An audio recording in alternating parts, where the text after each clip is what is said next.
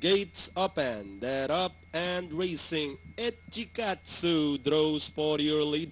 Crystal's Beauty is running by the rail. Ice Storm is on the outside. Westerly Wind then running by the rail is entry number 1, the Chairwoman. Next in line is the top favorite, Well, followed by entry number 5, Andalusia, and Mayor Bulaklakin is bringing up the rear. Past the 3/4 mile pole, Echikatsu in command by about 2 lengths.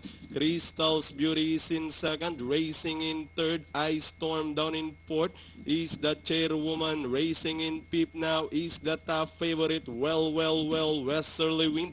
Then followed by Andalusia and Mayor Bulaklakin in that order.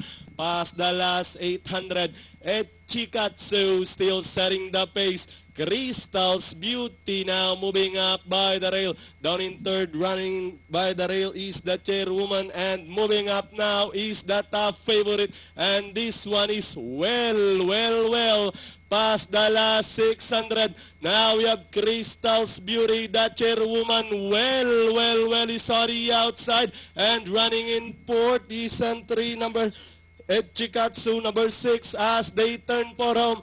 Crystal's Beauty now leading the field. The Chairwoman, well is racing in third. With the last 150 more to run, Crystal's Beauty with Mark Angelo Alvarez, this time by about 8 lengths. And finally, number 2, Crystal's Beauty.